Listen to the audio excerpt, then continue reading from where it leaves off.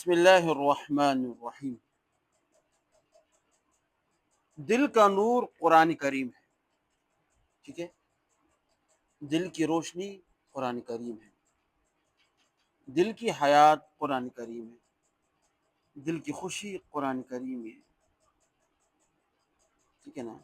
دل کا منور ہونا قرآن کریم کے پڑھنے، اس کی تلاوت کرنے، اس کی معنی کو سمجھنے، اس کی تفسیر کو سمجھنے ہی میں ہے۔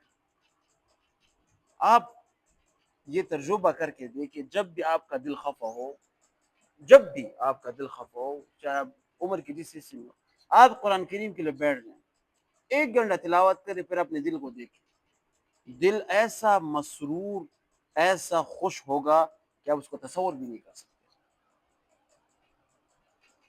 کیوں؟ یہ قرآن کریم کلام اللہ ہے، کلام الہی ہے، یہ آسمان سے آئے ہیں، عرش یہ الفاظ آئے ہیں، اور آپ کو پتہ ہے کہ دل یہ ترقی چاہتا ہے، یہ اوپر اڑنا چاہتا ہے۔ جب ہم نیک اعمال کرتے تو ہمارا دل اوپر اٹھتا ہے، اس کی ترقی ہوتا ہے، اور دل کے کہتے ہیں دینی ترقی سے خوش ہوتا ہے۔ جب ہم گناہ کرتے تو دل نیچے چلا جاتا ہے، جس کی وجہ سے دل خفا ہو، غمگین ہوتا ہے۔ جب دل خفا ہوتا ہے تو انسان بھی کیا ہوتا ہے؟ غمگین ہوتا ہے۔ یہ کون سا دل ہو؟ جو دل بیدار ہو۔ میں اس دل کی بات نہیں کر رہا کہ جس کا دل گناہوں کی وجہ سے مر چکا ہے۔ بعض لوگ گناہ اور نیکی میں فرق بھی نہیں کر سکتے۔ اس کے بارے میں قرآن کریم میں اللہ پاک نے کیا فرمایا؟ کلا بل ران علی قلوبہم ما کانوا یکسبون۔ بعض لوگ ایسے ہیں کہ اس کا دل اس کے کیا کہتے ہیں گناہوں کی وجہ سے کالا ہو چکا ہے۔ کون سا دل خفا ہوتا ہے؟ کہ جو کہ منور دل ہو، پائیدار دل ہو، زندہ دل ہو، احساس والا دل ہو۔ تو جب وہ گناہ کر تو خفا ہوتا ہے انسان، اور جب نیکی کرتے ہیں خوش ہوتا ہے۔ تو اپنے دل کو خوش کرنا کیا ہے؟ قرآن کریم کی تلاوت کو عام کرو، قرآن کریم کی تفسیر کو عام کرو، پڑھو، خود ہی لوگوں کو پڑھاؤ۔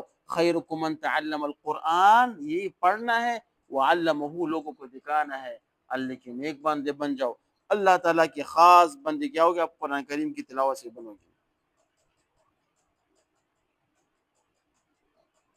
سمجھا کہ یہ انوارات برستے ہیں قرآن کریم کی۔ ایک مرتبہ ایک صحابی رضی اللہ تعالیٰ عنہ گھر میں تلاوت فرما رہے تھے، رات کا وقت تھا، اس کے گھر میں اس وقت ایک گھوڑا بھی باندھا ہوا تھا۔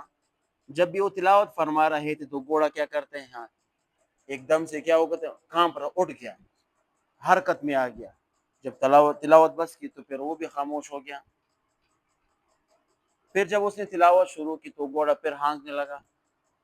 جب صبح ہوئی تو اللہ کی اس صحابی نے یہ معجزہ اللہ کے رسول صلی اللہ علیہ وسلم کو سنایا۔